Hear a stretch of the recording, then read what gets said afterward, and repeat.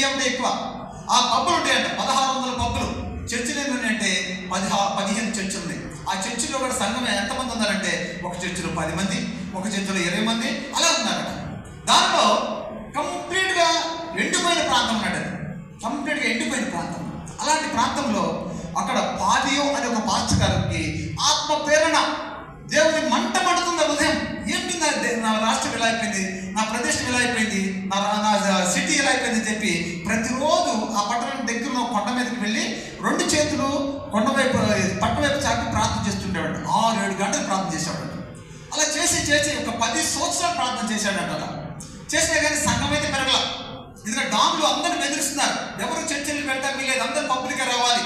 అలాంటి పరిస్థితి ఉంది. అలాంటి పరిస్థితుల్లో చేస్తున్నప్పుడు ఒకరోజు దేవుడు దర్శనం ఇచ్చాడట. ఎందుకంటే ఆయన దేవుని మార్గాన్ని సరళం చేస్తున్నాడు. ఎడారి ప్రాంతంలో వాక్యం ప్రకటిస్తున్నాడు. నేను నీళ్ళలోనే వాక్యాన్ని అక్కడ ప్రవహింప చేస్తున్నాడు. దేవుడు నాట ఎన్ని సంవత్సరాలు చేస్తావు ఇక్కడ పాలియో? రియల్ జరిగిన సంఘటన సహోదరుడా, తోటి సేవకుడు మీతో మాట్లాడుతున్నాను. ఇది రియల్గా 1996 సంవత్సరం జరిగినటువంటి సంఘటన మీతో మాట్లాడుతున్నాను.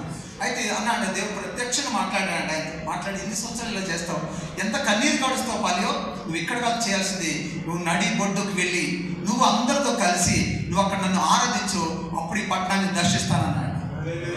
వచ్చాడు, కిందకు వచ్చాడు. అయ్యా నాకు దర్శనం వచ్చింది, దేవుడు ఇలా చెప్పాడు అని 15 చర్చిలకు వెళ్ళాడు. అందరితో చెప్పాడు, వచ్చే మనం శుక్రవారం రోజున మనం అందరం అక్కడికి వెళ్ళి ఆరాధిద్దాం. మనం ఉన్నది 200-300 మందే, కానీ ఆరాధిద్దామన్నాడు. అనేసరికి అందరూ ఉన్నారు, చంపేస్తారు మన డాన్, మనం భయపడిపోతాం అన్నాడు.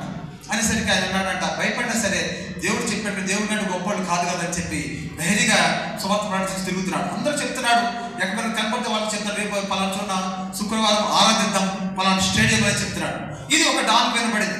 పిలిచాడు, ఏమయ్యా పాలియో ఏం చేస్తున్నారు, అందరు ఎందుకు మారుస్తున్నారు, సంతోషంగా ఉన్నారు, పబ్బుల్లో ఆనందం గడుపుతున్నారు, తాగుతున్నారు, తిరుగుతున్నారు, వ్యభిచారం చేస్తున్నారు, వాళ్ళంత సంతోషంగా నిలుపాటు చేస్తారన్నాడు. లేదైనా దేవుడు చెప్పాడు పలానా రోజున అక్కడ సువార్త ప్రకటించాలని, అక్కడ అందరం కలిసి దేవుడిని ఆరాధించాలని చెప్పాడు. లేదు కుదరట, వింటావా లేదా?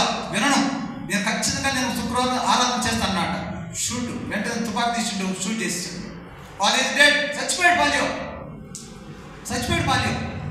చనిపోయిన తర్వాత ఇంక ఎట్లా సువార్త రావాలి? బుధవారం చంపేశారు ఆయన, భార్యకి తెలిసింది, డెడ్ బాడీ తీసుకెళ్ళారు. గురువారం సమాధి చేశారు ఆయన. శుక్రవారం వచ్చింది.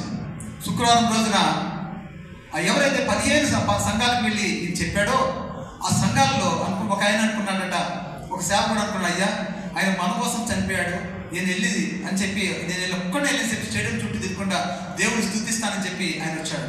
లోపలికి వచ్చి చూస్తే 15 సంఘాల మొత్తం సభ్యులందరూ కలిసి ఆరాధిస్తూ మొదలుపెట్టారంట. దేవుని స్తోత్రం చెప్పండి గట్టిగా. ఆరాధిస్తున్నప్పుడు ఏం జరుగుతుంది అని ఇంకా కొంతమంది అలా వస్తూనే ఉన్నారంట. తెల్లారి వరకు ఆరాధిస్తూనే ఉన్నారంట. ఆరాధించిన తర్వాత దేవుడు అద్భుత రీతిగా కార్యం జరిగింది. తెల్లారి ఆ ప్రాంతంలో కొన్ని రోజులకే ఎవరైతే సినాడు ఉంటాడో, ఎవరైతే ఇన్ఛార్జ్ ఉంటాడో ఆ సిటీకి ఆయన మార్చిపెట్టాడట. ఆ మార్చిపెట్టిన తర్వాత కొత్త సినాడు వచ్చాడు, కొత్త కలెక్టర్ వచ్చాడు. అక్కడికి వచ్చి ఏంటి పరిస్థితి, దేవుడు బిడ్డగట, దేవుడే రప్పించాడని అద్భుత కార్యం చేయడానికి అని చెప్పి ఏంటి పబ్బులు ఏంటి కథని చెప్పి 1600 పబ్బులు మూయించేశాడు. దేవుని స్తోత్రం చెప్పండి గట్టిగా. 16 మంది డాన్లు ఎన్కౌంటర్ చేయించాడు. దేవుని స్తోత్రం చెప్పండి గట్టిగా అని చెప్పి మొత్తం ఎక్కడైతే 1600 పబ్బులు ఉన్నాయో ప్రతి చోట 1600